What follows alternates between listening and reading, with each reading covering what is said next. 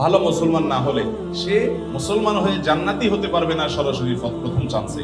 ভালো মুসলমান না হলে সে কখনো আল্লাহর প্রিয় বান্দা হতে পারবে না। ভালো মুসলমান হওয়ার জন্য কয়েকটি বিষয় লাগবে। নাম্বার 1, ঈমানটা বিশুদ্ধ থাকতে হবে। ঈমানটা কি থাকতে হবে? বিশুদ্ধ থাকতে হবে। আপনাদের এই এলাকাতে চট্টগ্রামে বিশেষ করে আমাদের অনেক মুসলমান ভাইরা আছেন, অনেক মুসলমান বোনরা আছেন, সন্তান হয় না, আল্লাহর কাছে দোয়া করে ঠিক আছে, কিন্তু আবার মাজারেও যায়, যে মাজারে কিছু মানত করে, কিছু টাকা পয়সা দেয়, মাজারে গিয়ে অনেকে সিজদা দেয়, অনেকে মাজারে যিনি শুয়ে আছেন তার কাছে বলে, বাবা আমাকে একটা ছেলে দিও, আমার একটা ছেলে সন্তান দরকার। আছে না? না, এগুলা সাথে সাথে ঈমান নষ্ট হয়ে যাবে, সাথে সাথে ঈমান নষ্ট হয়ে যাবে। ভালো মুসলমান তো পরের কথা, আপনার যদি ঈমান নষ্ট হয়, আপনার যদি আকীদা খারাপ হয়, আপনার যদি বিশ্বাসটা নষ্ট হয়, তাহলে আপনার ওই যে একেবারে মূলটাই শেষ, আপনার নেক আমল করে কোনো লাভ হবে না। এই জন্য ভালো মুসলমান হওয়ার জন্য প্রথম চ্যালেঞ্জ হলো ঈমানটাকে ঠিক রাখা, বিশ্বাসটা ঠিক রাখা। আল্লাহর একত্ববাদ স্বীকার করার মানে হলো আল্লাহর সাথে কারো শরীক সাব্যস্ত না করা। এখন আপনার দোয়া করতে হবে, কার কাছে দোয়া করবেন? আল্লাহর কাছে। আমাদের প্রিয় নবী সাল্লাল্লাহু আলাইহি ওয়াসাল্লাম তার প্রিয় সাহাবী আব্দুল্লাহ ইবনে আব্বাস রাদিয়াল্লাহু তাআলা 9 বছর বয়স তখন তাকে আদর করে স্নেহ করে হাত দিয়ে বললেন, কাঁধে হাত রেখে বললেন, ইযা সাআলতা ফাসআলিল্লাহ ওয়া ইযা ইসতাআনতা ফাসতাঈন বিল্লাহ। তোমার যদি কিছু চাওয়া লাগে আল্লাহর কাছে চাইবা, সাহায্য চাওয়া লাগে আল্লাহর কাছে সাহায্য চাইবা। সাহায্য চাওয়া এগুলো আল্লাহ ছাড়া অন্য কারোর কাছে অলৌকিক সাহায্য চাওয়া যাবে? তাহলে কোন মাজারের কাছে আমরা সন্তান চাইবো না, আল্লাহর কাছে চাইবো? আল্লাহর কাছে চাইবো।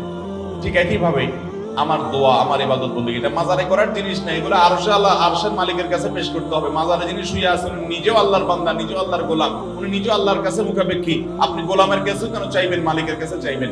আল্লাহ বলেছেন, উদউনি আস্তাজিব লাকুম, তোমরা আমার কাছে দোয়া করো, আমি তোমাদের দোয়া কবুল করব। অতএব দোয়া করতে হবে কার কাছে? আল্লাহর কাছে। ভালো মুসলমান হওয়ার জন্য ঈমান ঠিক রাখতে হবে। ঈমানের মধ্যে কোনো শিরিক থাকতে পারবে? অন্ধের মতো আনুগত্য কোন দলের করবেন, কোন ব্যক্তির করবেন? অন্ধের মতো আনুগত্য, সব কথা শুনবো, এটা কার হবে? শুধুমাত্র আল্লাহ। আর সবার এই বেলা এটা চলবে না। এমনকি আমিও যদি কথা বলি, কোন আলেমও যদি কথা বলে, তার যদি ভালো কোনো কথা হয় সেটা নিবেন। কোনো কথা যদি খারাপ মনে হয়, কোরআন হাদিসের বিরুদ্ধে যায়, তিনি বললেও আপনি সেটা মানবেন। এর নাম হলো মুসলমান। ঈমান ঠিক রাখতে হবে যে আমি কার গোলামি করব, কার কথা শুনবো, কার আনুগত্য করব, কার কাছে দোয়া করব, শুধু আল্লাহ, তিনি ছাড়া আর কেউ হতে, তার সাথে আর কাউকে শরীক সাব্যস্ত করা যাবে। ঈমানটাকে ঠিক করতে হবে ভালো মুসলমান হওয়ার জন্য। 1 নাম্বার 2, ভালো মুসলমান হওয়ার জন্য 5 ওয়াক্ত নামাজ সুন্দর করে, ভালো করে বুঝেন। 5 ওয়াক্ত নামাজ শুধু পড়লে হবে না, কিভাবে পড়তে হবে? সুন্দর করে। নামাজ সুন্দর কিভাবে করবেন? 2 ভাবে করবেন। নাম্বার 1, সময় হওয়ার পর দেরি না করে যত তাড়াতাড়ি সম্ভব নামাজ পড়বে। অনেকে নামাজ পড়ে শেষ করতে যায়, বিশেষ করে আমাদের মা বোনদের মধ্যে এই রোগ আছে। জোহরের নামাজটা বেশিরভাগ মহিলারা আমাদের দেশে পড়ে হলো দুপুর 3টার পরে, 3:30টার পরে। কেন? কারণ ঘর বাড়ির কাজ কাম সামালেন, রান্না বাড়ি করে সব গোছান, ছেলে মেয়েদেরকে খানা দেন, স্বামীরে খানা দেন, নিজে গা গোসল ধন, সব ঝামেলা সারতে সারতে 3টা 3:30টা বেজে যায়। এরপরে যেমনই আসরের সময় গিয়ে জোহর পড়ে। ঠিক না? ঠিক। অথচ নবী করিম সাল্লাল্লাহু আলাইহি ওয়াসাল্লাম বলেছেন, সবচেয়ে উত্তম আমল হলো as-সালাতু লি আউয়ালি ওয়াক্তিহা, আউয়াল ওয়াক্তে নামাজ পড়া, এই জন্য সবচেয়ে উত্তম আমল। এই জন্য ভালো মুসলমান হওয়ার জন্য নামাজ শুধু পড়লেই হবে না, 5 ওয়াক্ত নামাজ তো পড়তেই হবে। সেটা পড়তে হবে সুন্দর করে, অর্থাৎ প্রথম সময়ে দেরি না করে, আর দ্বিতীয়ত হলো ধীরে ধীরে, আস্তে আস্তে। যত ধীরে ধীরে নামাজ পড়বেন তত নামাজের কোয়ালিটি বাড়বে, আর যত তাড়াহুড়া করে পড়বেন তত নামাজের কোয়ালিটি কমবে। নামাজি হিসেবে সবচেয়ে ভালো নামাজি কে? আপনার ডানে বামে, আপনার মসজিদে, আপনার কাতারে, আশেপাশে খেয়াল করবেন।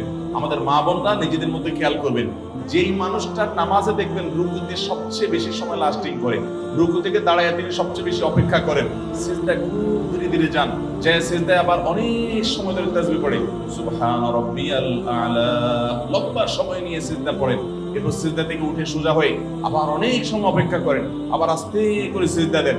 এভাবে নামাজের কাজগুলো যে যত আস্তে আস্তে করবে, তার নামাজের ওজন, নামাজের মূল্য, নামাজের ওয়েট তত বেশি হবে।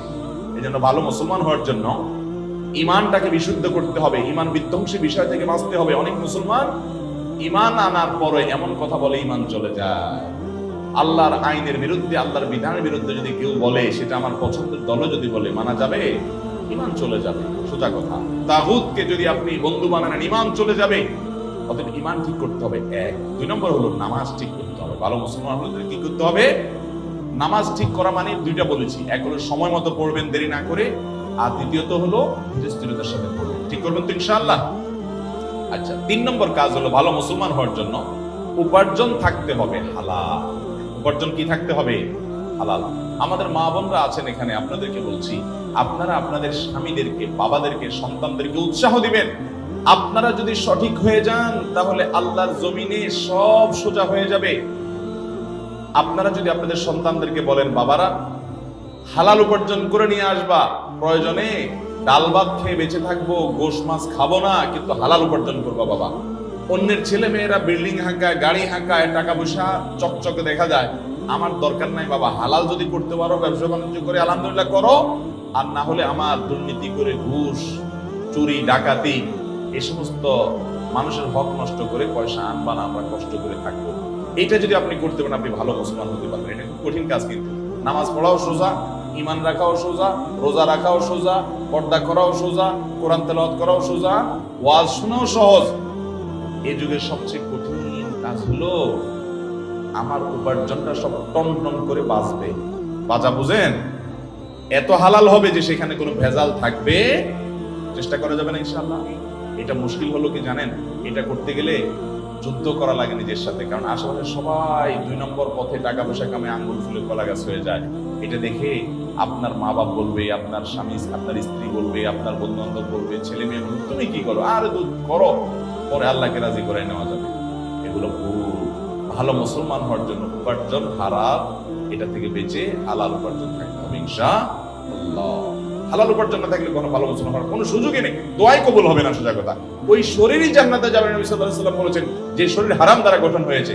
এজন্য চ্যালেঞ্জ নিতে হবে মুসলমান যুবকদেরকে, যুবতীদেরকে, সবাইকে, যে আমরা হারাম আমাদের শরীরে প্রবেশ করাবো ভালো মুসলমান হওয়ার জন্য। 3 নম্বর পয়েন্ট বলেছি হালাল উপার্জন। 4 নম্বর পয়েন্ট হলো আচরণ ভালো হওয়া। আজকাল দেখবেন অনেক নামাজি কালামি মুসল্লি পাওয়া যায়, কিন্তু আচরণ খারাপ, ব্যবহার খারাপ, অধিকার নষ্ট করে শ্রমিকের, অধিকার নষ্ট করে কাজের লোকের, অধিকার নষ্ট করে বউ হয়ে শাশুড়ির অধিকার নষ্ট করে, শ্বশুরের অধিকার নষ্ট করে, শ্বশুর শাশুড়ি হয়ে বউয়ের অধিকার নষ্ট করে, স্বামী হয়ে স্ত্রীর অধিকার নষ্ট করে, স্ত্রী হয়ে স্বামীর অধিকার নষ্ট করে, বন্ধু হয়ে বন্ধুর অধিকার নষ্ট করে, প্রতিবেশী হয়ে প্রতিবেশীর অধিকার নষ্ট করে, এমনকি মুসলমান হয়ে প্রতিবেশী অমুসলমান তারও অধিকার নষ্ট করে। প্রতিবেশী অমুসলমান হলে তার অধিকার আছে না নেই? কিরকম অধিকার জানেন? আব্দুল্লাহ ইবনে ওমর রাদিয়াল্লাহু তাআলা আনহু, নবী করিম সাল্লাল্লাহু আলাইহি ওয়াসাল্লামের একজন প্রিয় সাহাবী, ওনার বাড়িতে একবার ছাগল জবাই হয়েছে। খাওয়া দাওয়া করবেন কোনো আনন্দের উপলক্ষ। তো উনি ওনার পরিবারের লোকদেরকে বললেন, আমাদের পাশের বাসায় যে ইহুদি আছে তার বাসায় কি গোশত পাঠানো হয়েছে ছাগল থেকে? 2 বার জিজ্ঞাসা করলেন। তখন বাসার লোকরা বলল, না, পাঠানো হয়নি। তখন তিনি বললেন, আমি তো নবী করিম সাল্লাল্লাহু আলাইহি ওয়াসাল্লামের কাছ থেকে শুনেছি যে প্রতিবেশীর অধিকার এত বেশি যে জিবরিল বারবার নবী সাল্লাল্লাহু আলাইহি ওয়াসাল্লামকে প্রতিবেশীর উপর সাবধান করতে করতে নবী সাল্লাল্লাহু আলাইহি ওয়াসাল্লাম বলেছেন, আমার তো আশঙ্কা হয় কখন না জিবরিল এসে বলে যে তোমার মরার পর তোমার সম্পদে ভাগ পাবে প্রতিবেশী। এই কথা বলে কিনা আমি সে আশঙ্কায় ছিলাম। মানে এত প্রতিবেশীর হক। এমনকি অমুসলমান হলেও ইহুদির চেয়ে বড় শত্রু মুসলমানদের আর কেউ না। আল্লাহ কোরআনে বলেছেন, ইমানদারদের জন্য সবচেয়ে বেশি শত্রু পাবো তোমরা ইহুদিদেরকে। সেই ইহুদিও যদি আমার প্রতিবেশী হয়, আমার গ্রামের হয়, আমার পাশের বাড়ির হয়, বসবাস করে, তার প্রতি শুধু সদাচরণ করা না, তার বাসায় হাদিয়া পাঠানো, খাবার পাঠানো, এটা শিক্ষা আমাদেরকে ইসলাম দিয়েছে। ঠিক না বেঠিক? তাহলে ভালো মুসলমান হতে হলে মুসলমান তো বটেই, অমুসলমানের সাথে সুন্দর আচরণ, ভালো আচরণ করতে হবে। আর মুসলমান যারা আছেন, আত্মীয় স্বজন, বাবা মা, সবার প্রতি সদাচরণ করা, তার কাজ ব্যবহার খারাপ না করা, সবার হক আদায় করা, এটা ভালো মুসলমান হওয়ার জন্য জরুরি। তাহলে 4 নম্বর শর্ত বলেছি আখলাক বা আচরণটা ভালো হওয়া। এই 4টা কাজ যদি আপনি ঠিকঠাক মতো করতে পারেন ইনশাআল্লাহ, এর পাশাপাশি হারাম কাজ থেকে বেঁচে থাকবেন, মৌলিক ফরজ বিধানগুলো মেনে চলবেন, ইনশাআল্লাহ আপনি ভালো মুসলমান হয়ে যাবেন। এটাকে আমরা 5 নম্বর পয়েন্ট বললাম। আমি আবার বলি, 1 নম্বর ঈমানটাকে শুদ্ধ করবেন, শিরক মুক্ত ঈমান আনবেন। নাম্বার 2, নামাজটাকে সুন্দর করবেন, ওয়াক্ত হওয়ার পরে দেরি করবেন না এবং ধীরে ধীরে করবেন। নাম্বার 3, হালাল উপার্জন করবেন, হারামের ধারে কাছে যাবেন না, চ্যালেঞ্জ দিবেন।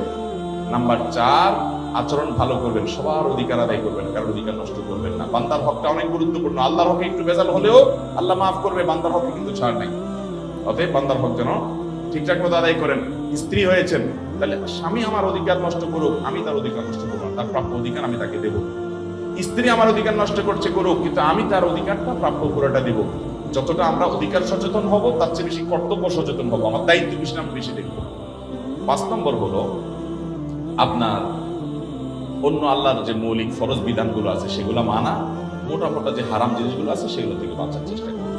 এভাবে যদি আমরা 5 কাজ করি, ঈমান ঠিক করি, নামাজটা সুন্দর করি এবং হালাল উপার্জন করি, আচার আচরণ ভালো করি, সবার অধিকার ঠিকঠাক মতো দেই, মোটা দাগে ফরজগুলো রোজা রাখা, যাকাত দেওয়া ইত্যাদি, হজ করা, এগুলো যদি মেনে চলি এবং হারাম কাজ, জেনা, ব্যভিচার ইত্যাদি থেকে বেঁচে চলি, ইনশাআল্লাহ একজন আদর্শ ভালো মুসলমান হতে পারবেন। একজন আদর্শ ভালো মুসলমান মানে কিন্তু আমলের পাহাড় গড়া না, দুনিয়ার আমল কতগুলা করে নিলেন আপনি ভালো মুসলমান হয়ে গেলেন, জি না। ভালো মুসলমান হতে হলে এই পয়েন্টগুলো আপনাকে মাথায় রাখতে হবে। আল্লাহ তাআলা আমাদের